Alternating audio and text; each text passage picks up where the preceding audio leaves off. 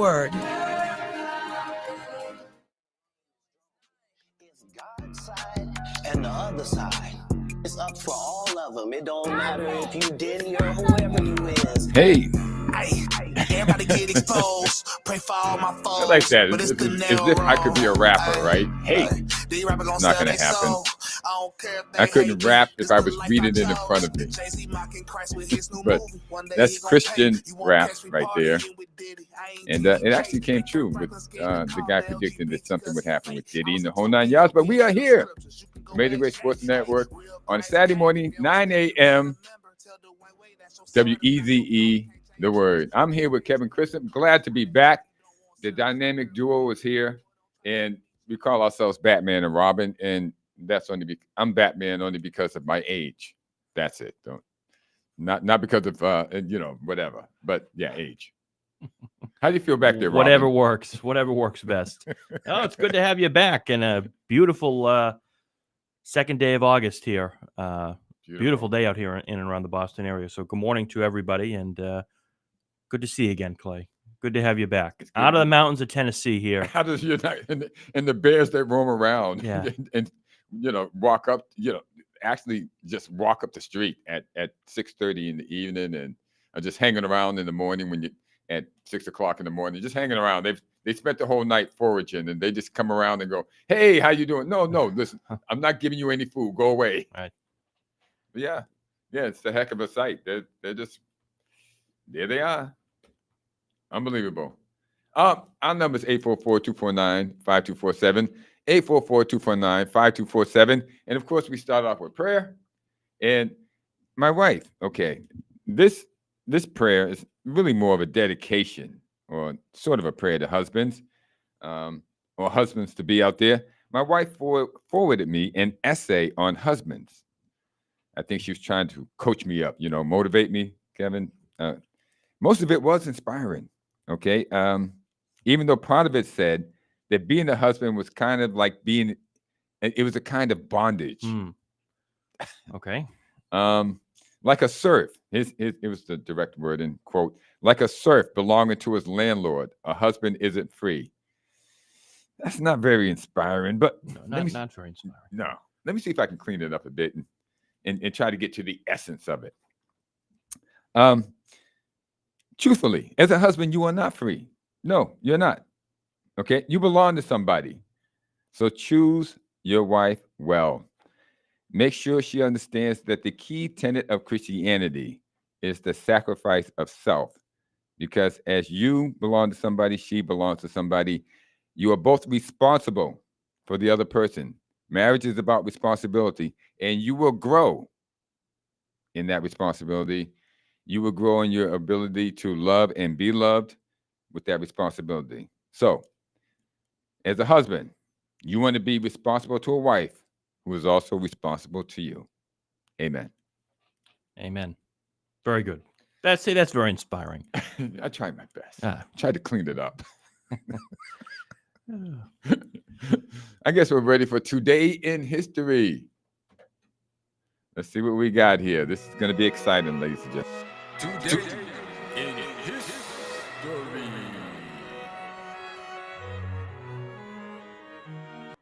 Looks like I have the honors to start off today. We have 3 questions today on August 2nd, 1906. Long time ago, the Chicago White Sox beat the Boston Americans 3-0 to start a then AL record win streak of 19 games. Question for today: who was the pitcher for the Boston Americans in that game? A very well-known pitcher. You hear his name quite often nowadays as well, and maybe that'll give you a hint. I think we talked about him 2 weeks ago. Perhaps we did. I think we did. Yeah. Okay. I'll take on the second one. Let's see. On August 2nd, 1952, and we have a picture of this guy somewhere in there. 17-year-old future heavyweight champion of the world, Floyd Patterson, won the gold medal at the Helsinki Olympic Games. And our question is, there is a nice picture of him, the baby-faced guy right there. Well, he was only 17. Our question is, at what weight class did Floyd Patterson win his gold medal? What weight class? If you know it, call in. and there's a Lamborghini waiting for you. Yes. Well, 844-249-5247. 844-249-5247. It's going to be a very small Lamborghini. Clay's Lamborghini. A Yeah. Matchbox Lamborghini, Yeah. but we have one for Yeah, you. we have some form of a Lamborghini. Yes. From baseball to boxing, back to baseball on August the 2nd, 1987. Oh, this is not baseball, No. racing. I had baseball on my mind, which is going to intertwine actually into baseball Yes, in it a is. minute. But anyway, on August the 2nd, 1987, Michael Andretti ran the fastest IndyCar race in history with an average speed of 171 miles per hour at the Marlboro 500 of the Michigan International Speedway. Who now holds the record and at what average speed? I believe I'm going to give the answer. It's not a question so much. Really? Statement, correct? Go ahead. Give it to him. The great Juan Pablo Montoya with an average Montoya. speed of 202 mimiles per hour at the Pocono 500. I want to ask There's you a question. Michael Andretti there. Have you ever driven a at 200 miles an hour? I have not. If I did that, I don't think we'd be looking at each other in a different form of glass, I think. I've never even driven at 171 miles an hour, the old speed record, but this is their average. I mean, so they're going faster than 171, or in this case, 202. He's going 220, 240, and then dropping down to 150 or 160. No speed limit signs on the racetrack. No, these guys are good. And the reason I had baseball in my mind, too, and racing are intertwined this weekend, Clay. If you didn't know, well, we're going to know now. Happening tonight on Sunday, August the 2nd, it is the first ever MLB Speedway Classic. Get out of A here. game happening at the Bristol Motor Speedway in Bristol, Tennessee. Get out of We here. just were in the great state of Tennessee. Tennessee. Happening tonight at 7:15 Eastern Standard Time. The Braves take on the Reds at the Bristol Motor Speedway, and Clay setting the all-time record for most tickets sold. Over 85,000 tickets sold down there in Bristol, Tennessee tonight happening. Wow. We've seen baseball games played on football fields, on different sites. Of course, the big thing playing over in Europe and London and place like that. We've yet to see a MLB game inside a motor speedway. We're going to see that tonight for the first time. Over 85,000 tickets sold. I think it's going to be. I've seen photos of it. Looks really cool, and I think it'll be a really great game between the Braves and the Reds. I think here's what's obviously 85,000 tickets sold for this. Major League Baseball is going to explore a team in Tennessee in the very near future. You think so? I think so. I don't think they can get around it. It's got to happen. 85,000 tickets. Yeah, there's a thirst for baseball in Tennessee. I mean, if you look at the photos, it's pretty cool. I mean, you see how big motor speedways are. Yeah. Just to put a baseball diamond in there. That's pretty cool. So that'll be cool to watch tonight over down there in Bristol. We should have had a picture for you, Tennessee. ladies and gentlemen. That's all right. We can't do everything here. They got to give us a bigger team here. Team of producers or interns or something. I think that's in the That's in the budget. Future. That's in the next fiscal year budget. Right. Yeah. We're working through 2025 right now. See if we can get through that. So that's something to watch tonight. The great MLB Speedway Classic happening tonight. It'll be on fun. Fox at It's going to be 7:15. fun. So, I'm going to try to tune in and watch it. very good. Alrighty then. Well, why don't we head to our commercial break, say hello to some of our sponsors, and then really get into our discussion. And did the Red Sox do anything this week? I'm not sure. Maybe we'll have to have They won some games. a sleeper sound or something here. Why don't we say hello to our friends at Dillon's first?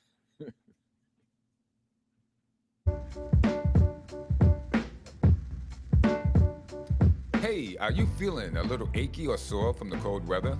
Then take a visit to Dillon's Russian Steam Bath. At Dillon's Dry Sauna or Wet Steam Room, you can de-escalate, de-stress, and detox your body and mind.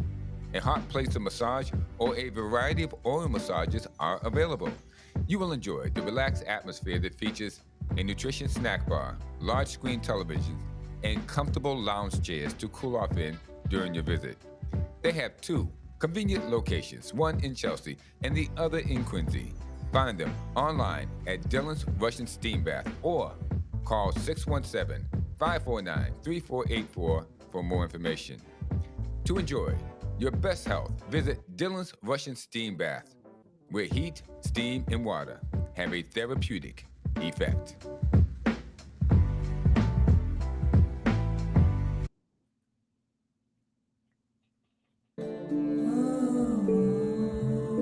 Ladies and gentlemen, how would you like to feel better, stand straighter, and enjoy daily activities without pain? Then Look no further than Karma Don Yoga.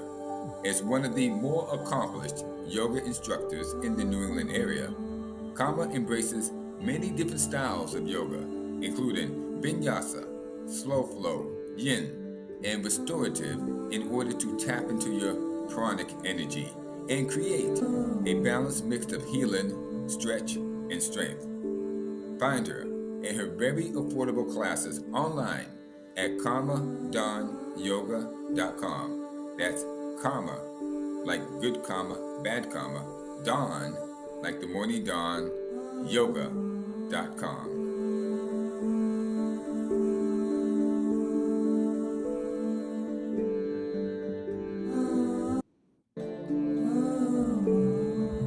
I feel a chant. I'm going to do an Om chant. You remember those? Want a little bit more of that seance there. Our great friends at Dillon's and Karma. I want to thank them for what they do. Hey, the number 844-249-5247 as well as we get into our Speak of the Devil. And a caller shall appear. I don't know about His, the devil. his Speak of the ears angel. must have been ringing. Wayne, good morning. Welcome Wayne, on in. good morning. Kevin, Clay, good morning. How are you guys doing? Got a little echoing back there.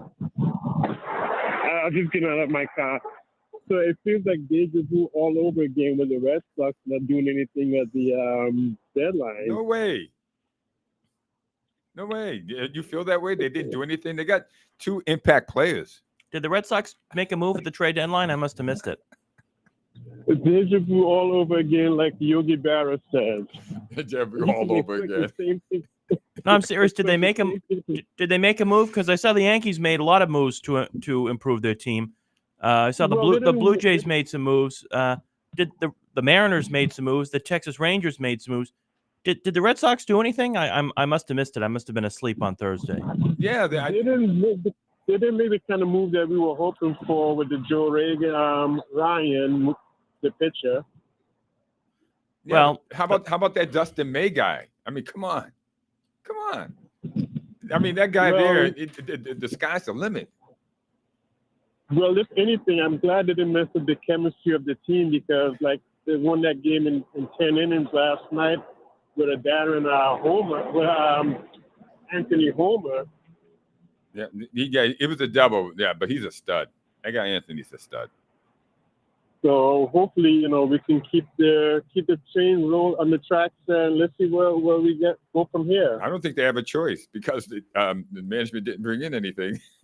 They got to stay. They got to. They better band together.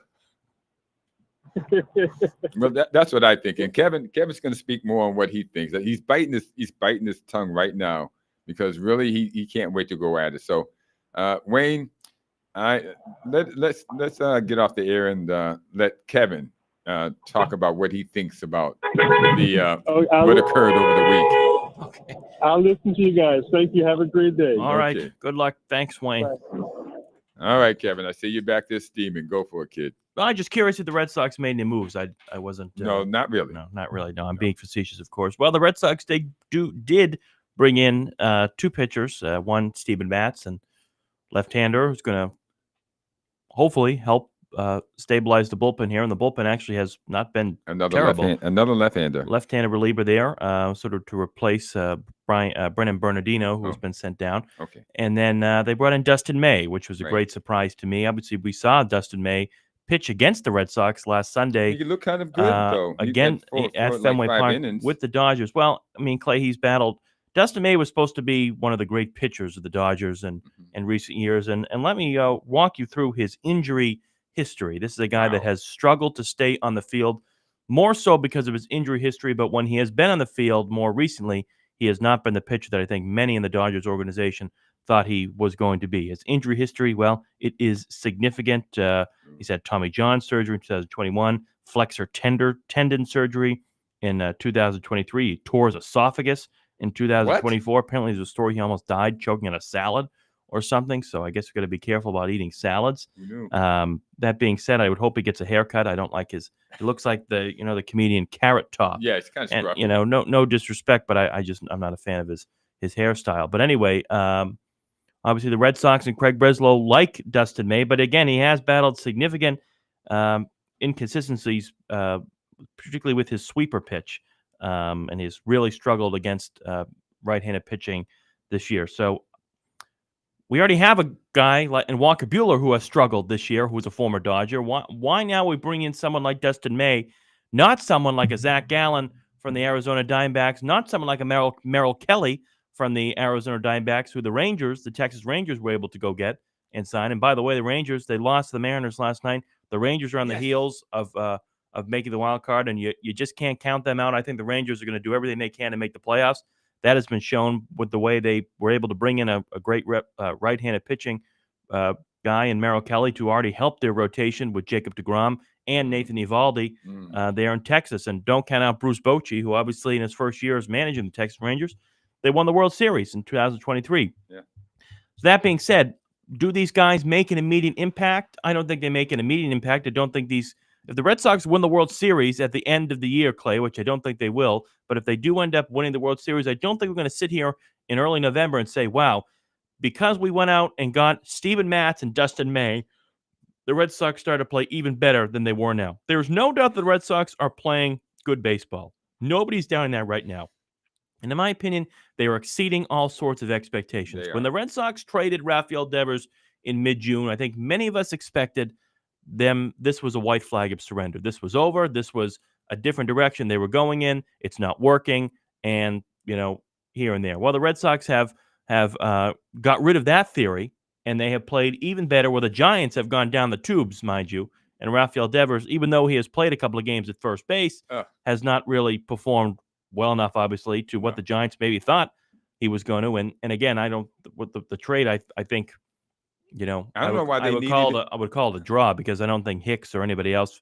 Well, I haven't seen Harrison yet, but Jordan Hicks has not been. Obviously, the Giants, he wore it as welcome in San Francisco. So, but I don't know why they need him to play first. I thought they had a first baseman. They don't have. It's more of a platoon situation, and I think because they have said on the other side of the infield, you've got Matt Chapman, who's a hurt but a great. He's back from injury, but a great third baseman. So. Of course, you have you can DH now in the National League, but baby Rafael Devers is demanding to play in the field now that he said he was a third baseman, and then just the saga. I'm sick of talking about him, but he still remains a factor in where still there. The Red Sox are going. That being said, Clay, I'm very disappointed in what Craig Breslow did not accomplish, and I said here last week that they should go out and get someone like Joe Ryan.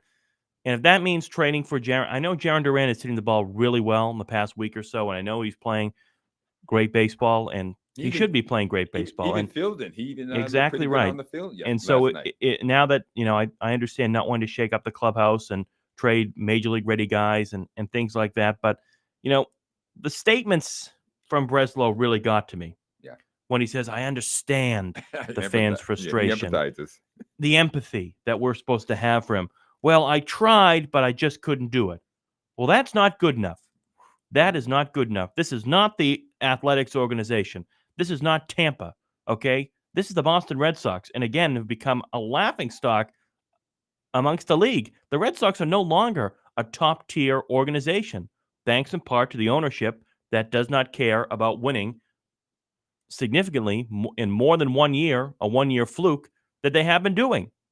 They're content on being mediocre. And by the way, to all the fans out there that love going to Fenway Park and spending all sorts of exorbitant amount of money on a ticket, on a hot dog, on a beer, on a bottle of water, on a shirt, whatever it is, you got to ask yourself, why? Why are you going to the game? Is it just to all the people that want to go there to feel good about themselves, to sing Sweet Caroline and feel good and yada, yada, yada? Why are you doing this? And you can sit there and complain about the Boston Red Sox. You do realize that by going to Fenway Park, you are putting money in John Henry and Tom Warner's pocket in the organization. You are continuing to allow that to happen. And until Red Sox fans stop going to Fenway Park and start to want to call for a boycott of this lackluster organization that does not care about the future and the stability of this Red Sox team in the terms of winning, then why bother? Why bother? Well, Why?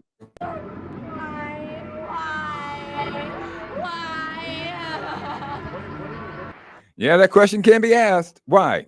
Why? Well, Kevin, Yeah, those two impact plays, the impact player that Craig Breslow said that the Red Sox were after, they did not materialize, as we can see. No, as a matter of fact, I agree with you on this. If you want somebody to go get the job done, if you actually positively need to get the job done, Craig Breslow may not be your guy. Dombrowski may be that guy. He with the Phillies now, and he goes out and he gets it done. He's going to get it done no matter what. When he, sets his mind to it, he's not going to come back to you and say the other team didn't line up, the other team didn't get it going, the other team didn't do this, we couldn't get an agreement. Dombrowski is going to get that agreement going. He's going to get it. It's going to happen. Okay, but I think they did well in a weird sort of way. And I wish Breslow would shut up with his professements that everyone was available. With these two guys, I think, okay, I hate to say this, but they did all right. And I'm going to explain this, okay? Okay, Breslow, stop with the, I tried to do it. Anybody was available, okay? Kill that for right now. These guys are here. So make them think they're the cat's meow. Make them think they're the next best thing since sliced bread, and that you think they can get better, okay? And that you wanted to hold on to them because they're so good. Get that out the way. Now, Joe Ryan. It's obvious that the Red Sox wanted Joe Ryan, but they wanted him. They wanted a pitcher they could control also. Okay, Joe Ryan he's on a 1-year contract, and unless he signed an extension, he's not under your control. So whatever you trade away for Joe Ryan is gone, and this guy can be gone at the end of the year. That actually means something, and I know it doesn't mean anything short term, but it means something long term.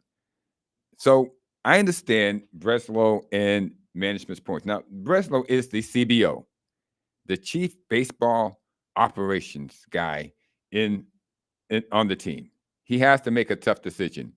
But he came out in this press conference and said he wanted a guy that could be under their control. And obviously, what was happening with the Twins, Ryan would not commit. He would not commit to signing a contract with the Red Sox during this season or after the season is over. So that took him out. Now, could we have got another bat? Yes. I think there's some weak spots in the order with whenever Mayer is in there and Abreu. Now, I thought Abreu should have been tended for Alcantara at the beginning of the season. I remember we talked about this. He was coming off a great season. He was a he was a Gold Glover, and I thought they could have maxed out what they could have got with him, but it didn't happen. And now he's just going to be a throw-in on the trade. Mayer, I think, has hit his ceiling. He's a guy who swings for power, but he's not big enough. Maybe they thought when they drafted him back 4 years ago, it's the number 1 draft pick in 2021, or I think it was 2021, that he was going to grow because they drafted him out of high school, but the kid has not grown. So they have some holes in the lineup when they have these two guys in there. Could they have got somebody? Yes, they could have, but again, I think they wanted a guy who was under control. So I'm going to say that it's really not that bad as Red Sox fans. We want to win.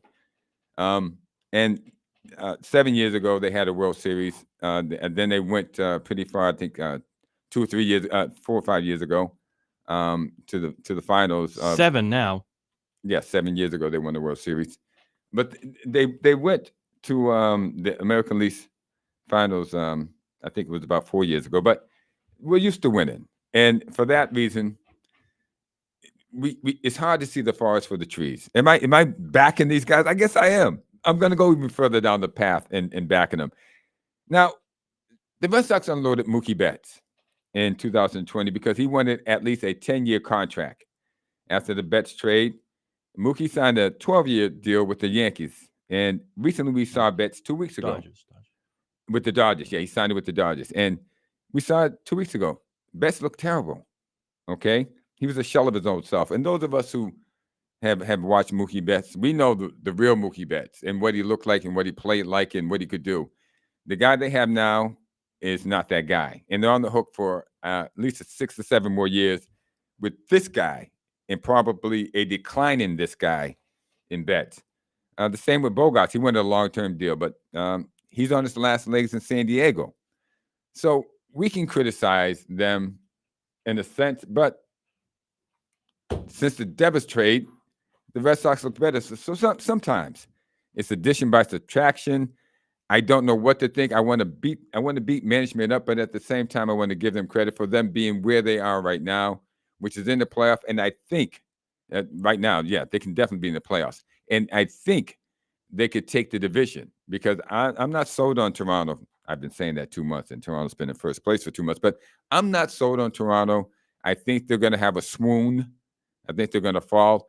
And I know the Yankees are just waiting to hit the bottom. So I see the Red Sox taking the division.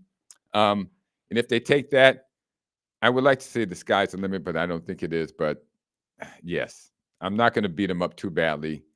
They needed a guy that they can get under control. And with the current guy they have right now, Breslow, that is what they're going to get. If they had Dombrowski, Joe Ryan would be sitting here. I strongly and respectfully disagree with you on several of your points. Understandably. And that's fine. That's fine. And so do many, by the way, of these MLB insiders that report on these trades.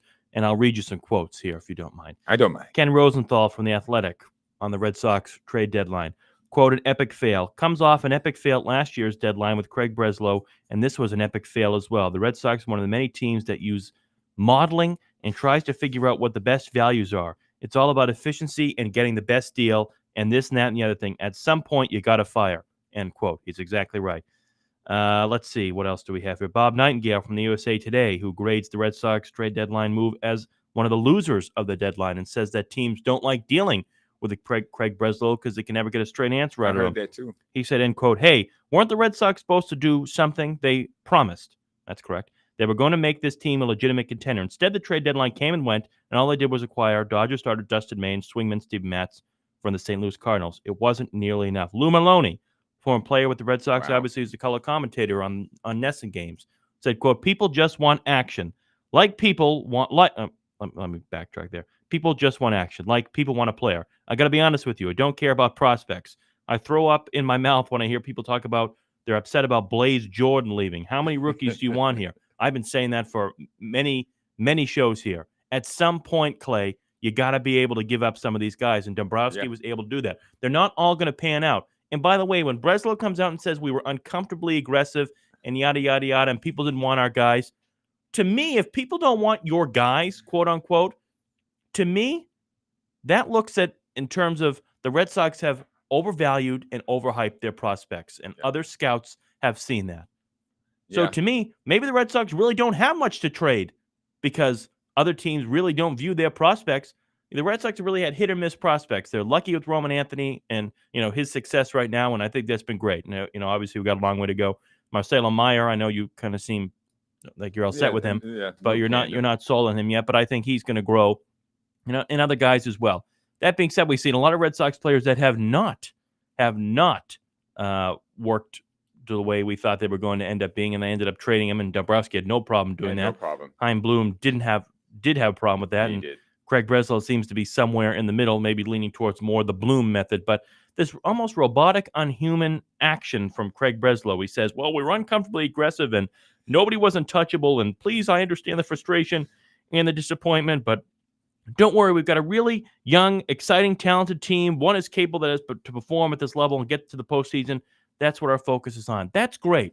And he's not wrong. You do have a young, dynamic team that's playing good baseball right now that is 9 games over 500. There was no doubt about that. But a team that is obviously on the up and up, don't you think you want to bring in a guy like a Joe Ryan or a Zach Gallen or a Merrill Kelly that is going to be better than Walker Buehler? Heck, maybe even better than Lucas Giolito right now. That's going to help you have a nice setup in a postseason rotation of a 1-2 with a Garrett Crochet, Joe Ryan 1-2 coming at you in the playoffs. I'd rather take them right now with the way Carlos Rodon and Max Fried are pitching with the Yankees or any other of these wild card teams right now, or the other with Toronto with their inconsistent rotation with the 7th worst ERA in baseball. And you know what, Kevin?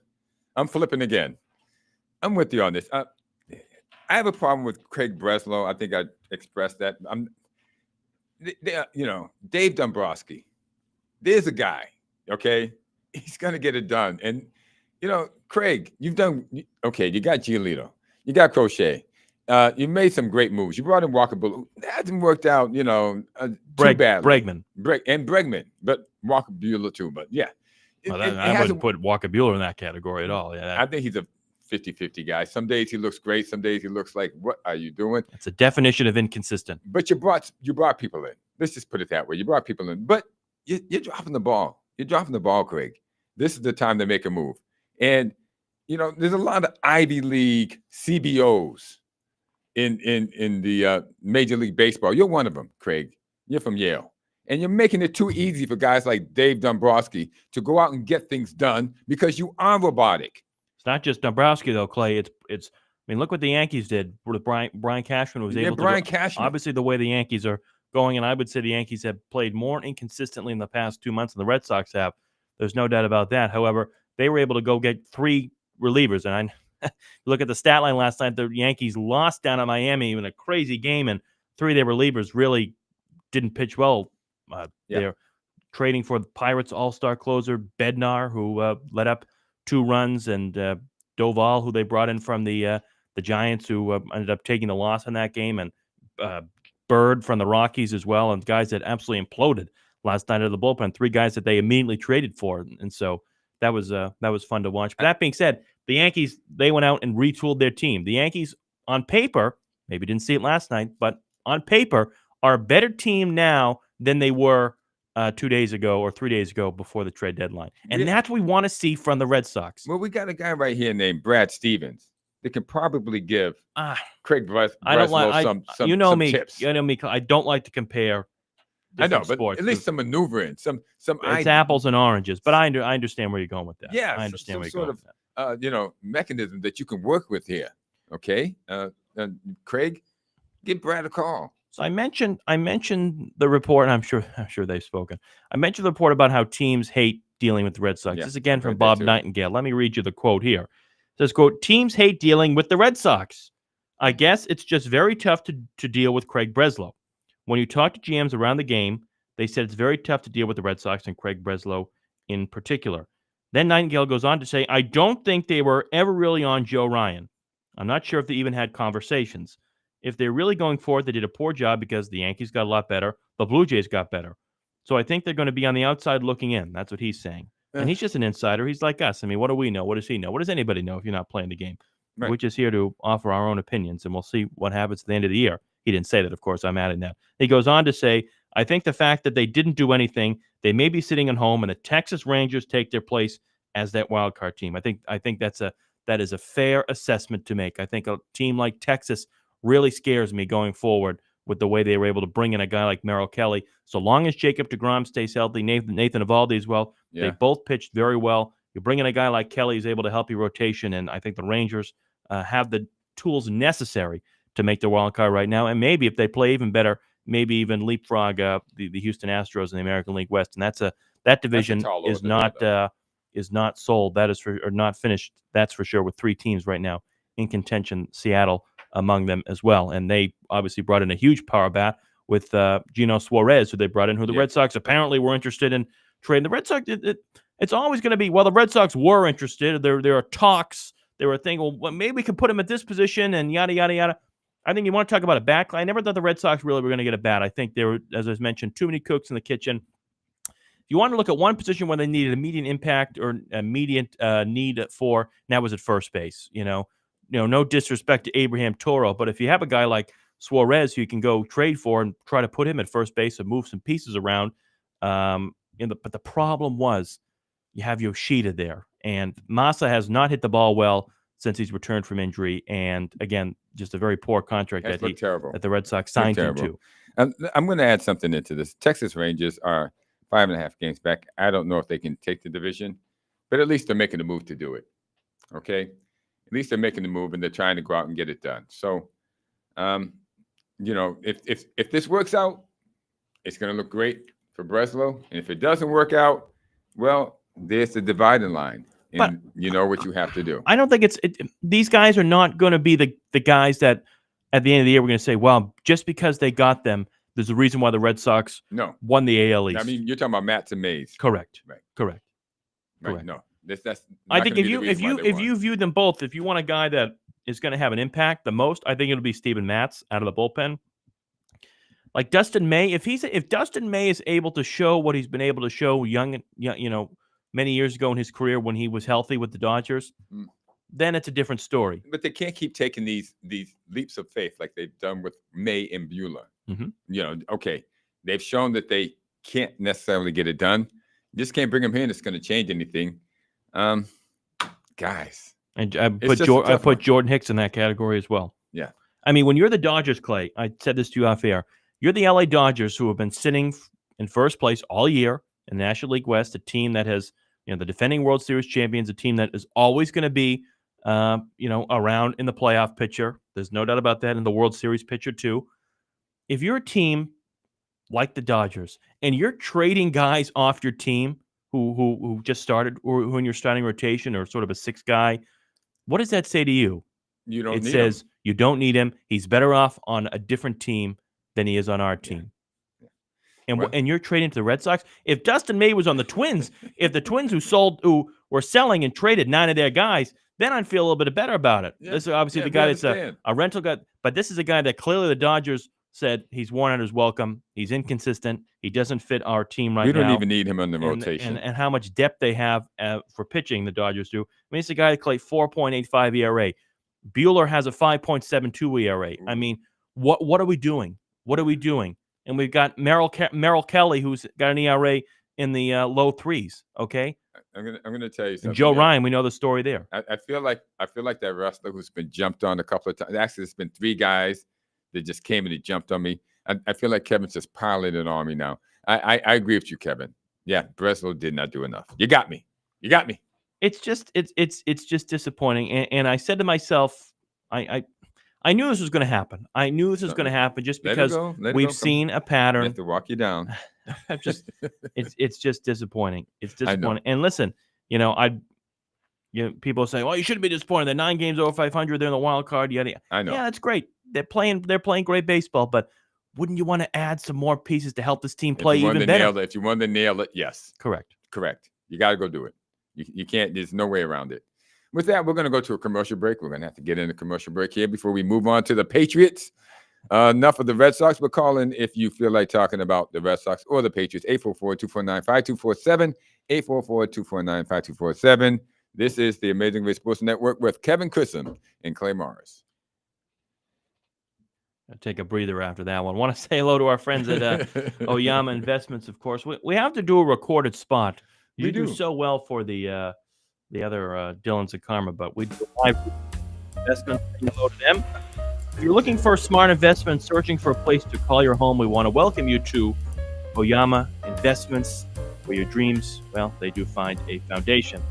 At Oyama Investments, where they're more than just a real estate friend, they're your trusted partner, building a secure future. Whether you're investing in a property that will grow with you or purchasing your dream home, to make the process easy, transparent, and rewarding as well. They specialize in finding properties that align perfectly with your goals. Imagine yourself owning a piece of the future, whether it be a luxury apartment, a commercial space, or a family home in the perfect neighborhood. If you're new to the real estate investment world, well, don't worry.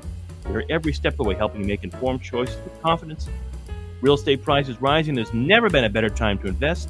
You're ready to see your dreams come to life. Visit www.oyamainvestments.com. Give them a call, 617-221-8881 today, where your vision becomes reality. That's your good friends at Oyama Investments.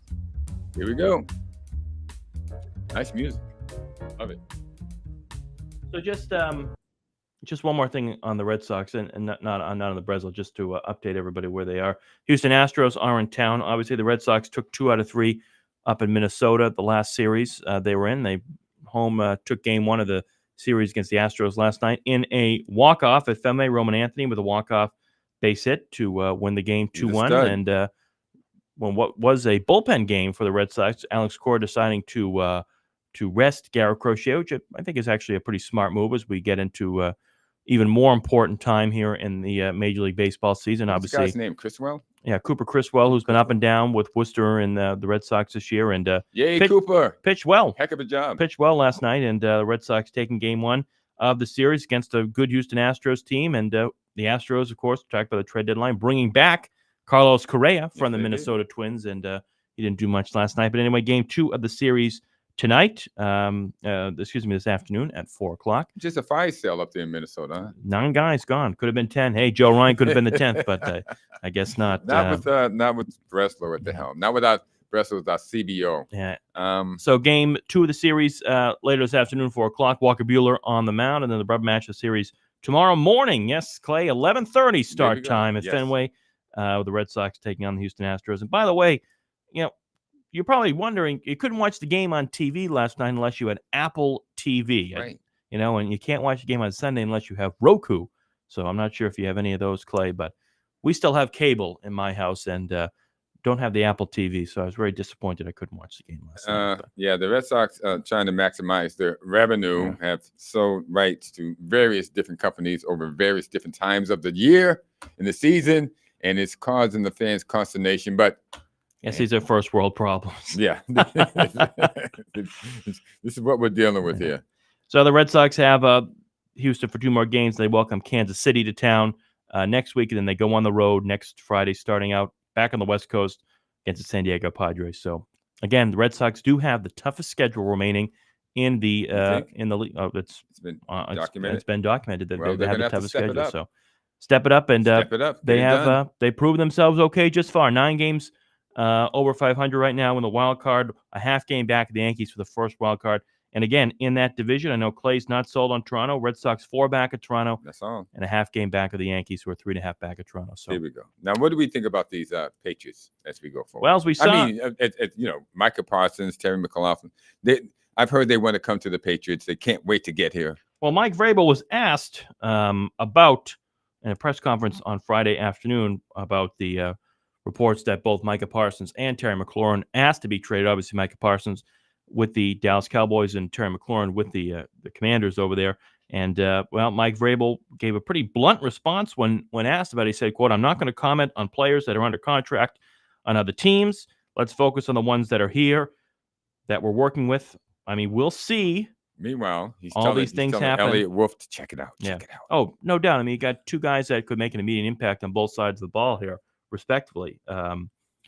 So obviously, Vrabel saying a lot more than maybe Bill Belichick would ever say. Bill when it answer the question. When it said next question. When it came to this, next question. But he said everybody's working with different situations, so those respective players and respective teams will focus on the situations, and we'll focus on ours. So I mean, I think that's fair to say. We'll see what happens. I think. What do you think, though? Well, listen, if they're able to get one of the two, I mean, listen, Terry McLaurin. We've talked about this at length about Drake May, about surrounding Drake May with more weapons. And obviously they have Stephon Diggs, and they brought in Hollins and some other guys. This guy Hollins, what do we know about him? I think he's a surprise to me. Well, he played with the Bills, and I don't know a whole lot about him. He's been in the league for a couple of years. But it hasn't jumped out at me. No, but I mean, he's someone as compared to what they had last year. Obviously you'd like to have him there. And so I don't know what obviously they'd have to. I don't think the Commanders would release Terry McLaurin. They'd have to trade for him. Right. Obviously, they have to trade him, and if the Patriots do have some cap space or a couple of draft picks to give up, it's interesting to me. I said this to you off air, Clay. With a team like Washington, who was sort of on the up and up here, it's interesting to me that Terry McLaurin would want out of Washington with the way Jane Daniels was able to play in year 1. But we'll unpack that in a minute. Before we do that, let's go to the phones. I think that's Kelly and Lynn. Kelly, is that you? Good morning. Yes, it is. Yes. Good morning, gentlemen. Good morning, gentlemen. Kelly. Football is back. Hallelujah. Hallelujah. It's about time. A football game every Thursday all the way up to the Super Bowl. Starting this past Thursday, the Hall of Fame game. So we got football. Football's in swing. And a blowout, by the way, too, in that Hall of Fame game. Yeah. I know. But those games are really good for the first half. Oh, yeah. Real talent looks like, then second half you see what the future looks like. But that wishful thinking with the Terry McLaurin and the Micah Parsons, if anything, they'll be using the Patriots as leverage to get a deal done with their current teams. Yeah. Give us more money. I think that's why. Yeah. Leverage. Yeah, I think that's why Vrabel don't entertain the thought of players who are currently under contract. It's like easy. These players don't want to lead their current teams right now. No. Nothing around the Patriots, but if you're Terry McLaurin, I mean, who'd you rather have thrown to you right now? You know, not bad choices, but I mean, you know, I think you got. he's I setting his ways understand. there. I understand his point. I understand where the guy is coming from. He's 30 years old. This is going to be his last good contract. If he doesn't get it now, he doesn't get it. He's done. Maybe 2, 3, 4 years more in the league at the most. At 34 as a wide receiver, yeah, he's not going to get anything. Then somebody's just going to have to pick him up and add him to the squad if they want him. But he won't. Nobody's going to pay any money for him at 33, 34 years old. So this is his last ditch thing, and he's making this move to get paid something before he's out of the league. He's in his prime. This is the best he's ever looked. He's got to get it done now. But, he still would look good in a Patriots uniform. I still wouldn't want to pay him big money for him, though. No. Exactly, yeah. Like, I'll take him, but not at the high cost he's looking for. Right. So that's how I don't think it's going to work. And I think Washington's stuck with him. They're going to have to pay him. Yeah, they're going to have to pay him. I mean, and it's not money wasted. It's money well spent. He's a good receiver. I'd love to see him here. Yeah. With Parsons. Yeah, but they can't let him go. Parsons got some. Yeah. Who is this guy, Mac Hollins? Do you know about Mac Hollins? I mean, I'm looking him up, and I don't see anything special about this guy. No, I don't know much about him either. Okay. He's been around since about 2017. He's played with a number of different teams: the Eagles, Dolphins, Raiders, Falcons, and then Bills. Obviously with the Bills. Yeah. One of them journeymen. Yeah, he's a journeyman. What's there to get excited about? Hear about Mac Hollins? What are they talking about? The name doesn't even sound exciting. Mac Hollins. Come on.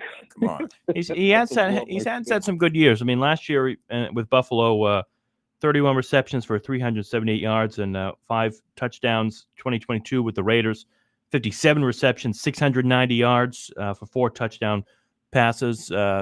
So there has been some. Let's hope he's one of those players want to prove himself on the way out. That should be it. That'd be a good story if he has like a breakout year with the Patriots. He could go get a big contract somewhere. The first thing, look, he's been on all these teams, and he's finally found a home. There we go. What better place? And might as well do it here. 31 years old. He's 31. Yeah.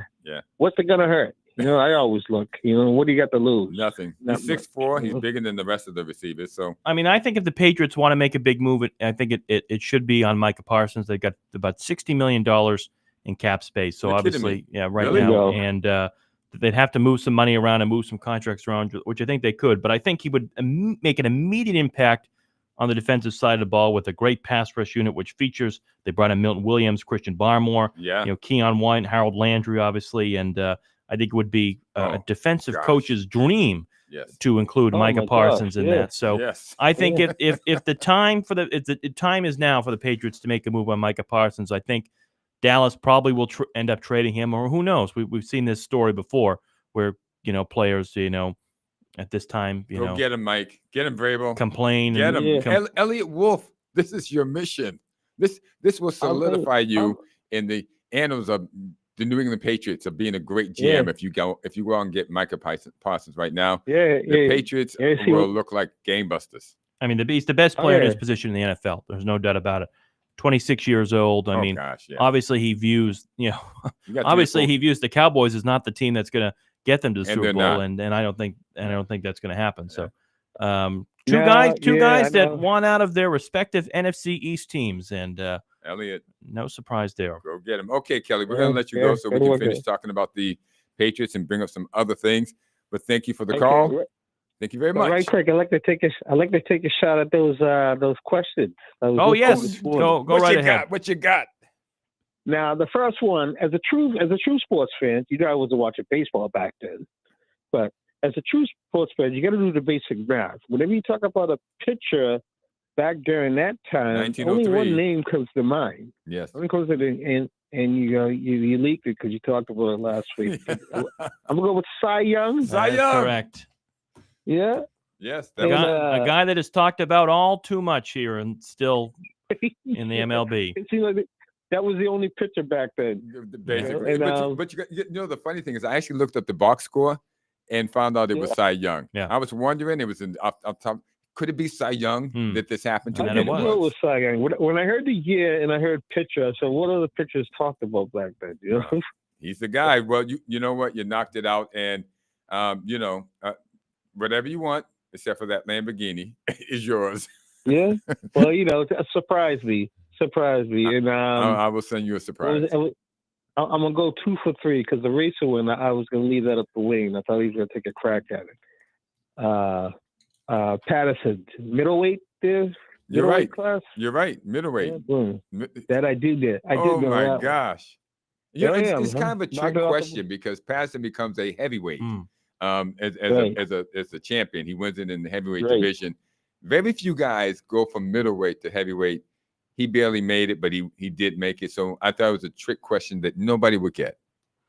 No. Yeah, I remember. Not fooling you, Kelly. Not fooling you. Nope. No. I was watching some boxing documentary on weight class, and I remember that story. Oh my gosh! All right, Kelly, we owe you, right. and I will Let send you it guys out go. this weekend. I mean, this week. Thanks, Kelly. Very good. Thank All you. right, very good. I'll talk to you guys. Okay, Bye. bye. These guys are getting good. They are. They're They getting certainly good. are. Yeah, We have to come up with some tougher questions. definitely. So I just continuing on the Patriots here in the final 3.5 minutes here on the show. I think either both Parsons or Terry McLaurin probably make too much sense for the Patriots right now, Clay. I mean, obviously we've talked about the sort of wide receiver core that the Patriots have right now, and that of course Stephon Diggs, Matt Collins, and they got Kyle Williams, so they brought in the rookie 3rd-round pick, and obviously Diggs is the number 1 guy, but still coming off a torn ACL, 32 years old. So they were able to bring in Terry McLaurin. I think that would be an immediate impact on the defensive side of the ball. Offensive side of the ball. Excuse me. And they need they need major help at wide receiver. And they need more productivity out of the wide receiver position. There's no doubt about that. I mean, we had Demario Douglas last year leading the team with 621 yards receiving last year, and that's just not good enough for a team. We hope that the Patriots are going to make that next step this year, and I think Terry McLaurin and Micah Parsons would definitely make an immediate impact. And talking about a team that is on the 8-9, 9-8 periphery here, I think adding one of those guys makes you a 10 or 11 win team just by bringing them in. It's definitely a step up. And I'm sure there's someone who's probably the most disappointed about all this is probably young Jaden Daniels with the Commanders, who coming off a great year, is about to lose his star wide receiver. That probably upsets him. You know what? They're not going to lose him. Washington has too much going on. They went to the conference finals, right? Correct. Right. So they're not going to let McLaurin go. He's a key part. He's a key Well, part we'll to see. Doing something. But the Michael Parsons thing, I think Jerry Jones will. I think if he will let him go, because he's come out and said he wants to be traded. And that being said, it's going to prick Jerry's ego that you don't want to be with the Cowboys. And I will give you your wish. I'll trade you for X, Y, and Z just to get you off my team since you don't want to be a Cowboy. And Micah, too, really shutting the door on everything, saying, I no longer want to be here. I no longer want to be held to closed-door negotiations without my agent present. Wow. I no longer want shots taken at me for getting injured or laying it out on the line for this organization, our fans, and my teammates. I no longer want narratives created and spread to the media about me. I purposely stay quiet in hopes of getting something done. I have made a tough decision. Wow. I no longer want to play for the Dallas Cowboys. My trade request has been submitted to Stephen Jones personally. I think it's over. I think that marriage is over. I think that is over. It's divorced. Yeah. It's time to go to the judge. Yeah. So we'll monitor that. We'll see where these guys end up. I think more likely than not, Micah Parsons probably going to be in a different team as we start the get it done. NFL season. Get it done, Elliot. Come on. This is the time for the Patriots to step forward with Michael Parsons in there. And everything gets fast forwarded for the Patriots. And we will see the Commanders and the Patriots in the first game of the preseason coming up on Thursday night at Gillette at 7:30. On Friday evening, August the 8th. I have to say something before we get off. Actually, Wayne did call in for the. He texted me about the racing thing. Well, you're very quick. Yeah, he was right. He was gonna say Juan Pablo Montoya, but I said the question was already answered by Kevin. Kevin threw it in there already. Well, I'm just reading the script that you provided. That's okay, though. So I'm giving you a mention there, Wayne. You did have it. You knew it was him. It was coming. Well, thanks to all our callers and everybody listening today, and we'll see where things go. Patriots preseason on Friday. Red Sox Joint continuing. practices begin as Wednesday. Well. Yep. So don't forget that. Tune in. Hey, everybody, have a great weekend. Have a We'll great talk to you weekend. next week. Everybody get exposed. Pray for all my foes, but it's the nail room.